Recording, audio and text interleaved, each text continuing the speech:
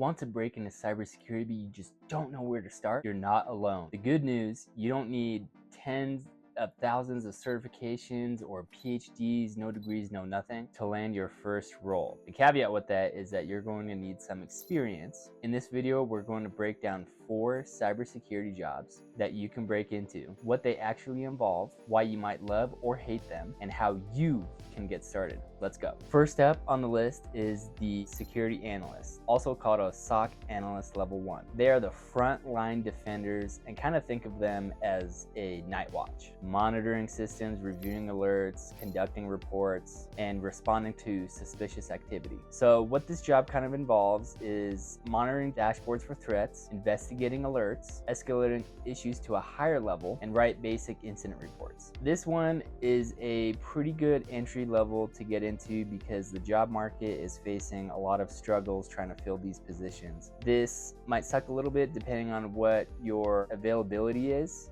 for your hours. So these do require night shifts and stuff like that, but if you're really wanting to break into cybersecurity in this field, don't let that sway you from trying to get this potential job. Because what you might love about it, you will get a great introduction to real-world cybersecurity threats. It's a high-demand job so that there's a lot of job openings, and then it teaches the foundations for threat detection and incident response. What you might not like about it is that it can be sometimes repetitive. You'll work shifts, sometimes nights or weekends, kind of like what I mentioned a little bit earlier. The work can feel overwhelming early on, but as long as you have a good team that supports you, you're going to be in an entry-level role. So the expectations for this job is that you are going to try to learn as much as you can and dive deep into this field. So how to get into this field? Certification is really cool. I know I said earlier that you don't need tens of thousands of certifications, but the Security Plus is a really good starting point for entry-level certificate holders. And this will give you the foundations of cybersecurity, so you're not feeling overwhelmed when you first get into the job. You at least have the foundations in place in order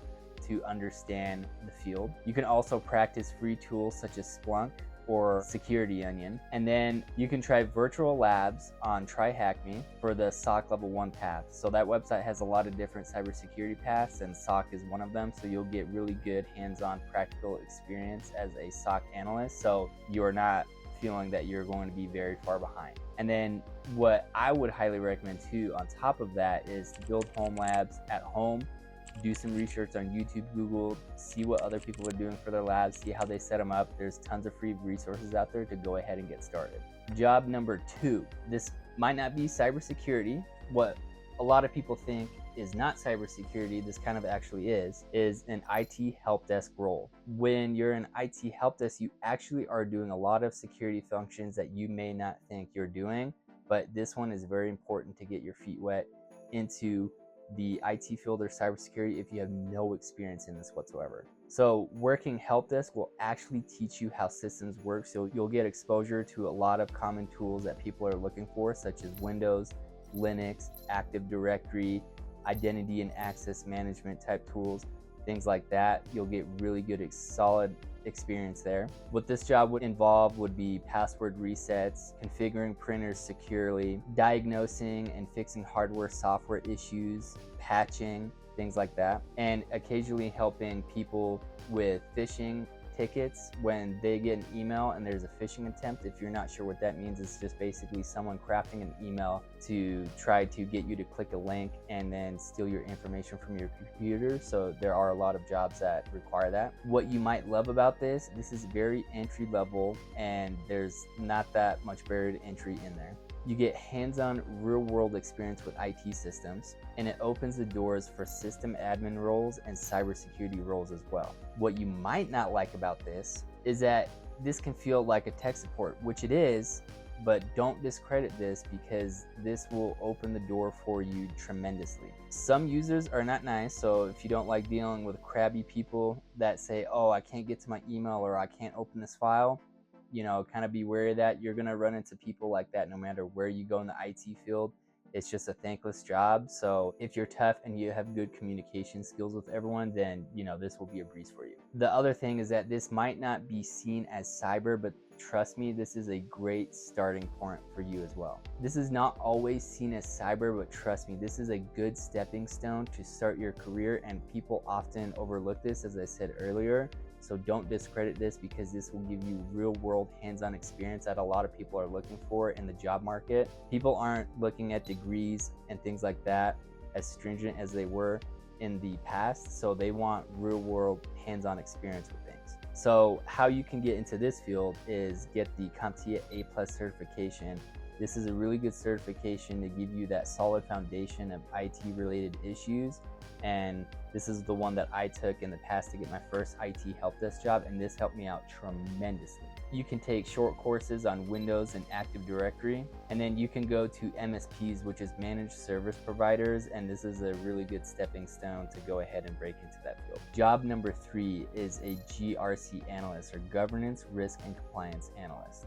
This is one of the best roles that someone can get into if they do not have a technical background or don't feel like doing tech work themselves. So people will have to go ahead and look at governance standards like NIST, ISO, HIPAA, PCI DSS. They have to really specialize and understand those, and they're just writing policies and procedures and managing risk accordingly to the business. And they're interfacing with a bunch of different teams, technical and management, to come up with the best solution to minimize the risk as much as possible for the business. And if you love communicating and talking, this will be an easy one for you. What the job involves: so you're going to be writing policies and procedures, auditing compliant frameworks such as NIST, ISO, HIPAA, PCI DSS, and helping teams pass cybersecurity assessments. This one is a really good field to go ahead and break into, because the things that you might love are, they are less technical, so that is very good if you do not want to have a technical background, or you don't want to do technical work, or you don't have a technical background. This is a very good starting point for you as well. Strong pay and upward mobility, so there's definitely room to grow. Great fit if you like structure and organization, but with a caveat there, every business is going to have their, ups and downs, processes that need to be improved. That's where you'll step in and do that. So don't be surprised if, there's not as much structure depending on where you go for your job, because, there's always room for improvement. People have some systems in place, but there's always room for improvement, like I said earlier. So don't be surprised by that. What you might not like on that is that if you're wanting to go ahead into a technical role, you're not going to get as many hours in for hands-on keyboard time. This can involve a lot of paperwork. It can be slow paced depending on where you're at in certain cybersecurity fields, but there's always a need for this depending on what environment you're in. Kind of like with the IT help desk, you're going to deal with people you may not like, but that's just everywhere. So some things can be fast paced, some things can be slow paced. It can have ups and downs, but don't get discouraged from that. There's a bunch of free resources that NIST has. They have it all on their website, free documentation. Go ahead and read it. ISO, you can go ahead and do the same thing. Take a basic GRC course. There are a bunch of free ones out there, and then there's also paid alternatives if you wanted to get a comprehensive course. People on YouTube,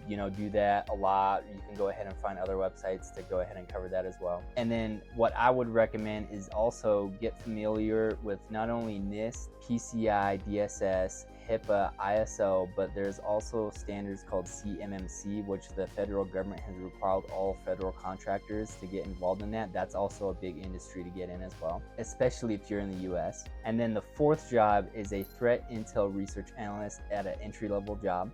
This role is for cyber nerds who love to get hands-on time with cyber hacking techniques and methodologies. As a threat research intel analyst, you'll be researching cybercrime, watching threat actors, and sharing what you find with the security team. What this job entails is that you'll be reading up on malware trends and threat actor groups, writing reports about phishing campaigns and ransomware, etc., and analyzing open source intelligence, or OSINT. What you might love about this: it's great for curious minds and researchers. You stay ahead of the latest threats that are coming out, which is happening all the time. They're constantly increasing. Threat actors are trying new techniques and procedures to go ahead and break into systems. And it feels like you're being a cyber detective. What you might not like is that it's not as hands-on with some of the tools. It can involve a lot of reading and writing. And the entry-level positions are slowly growing. They're not as open, but as time evolves, this one is going to have a lot more entry-level jobs. about. So how you can get in with this: build a portfolio of written threat reports. So you can do this on your GitHub page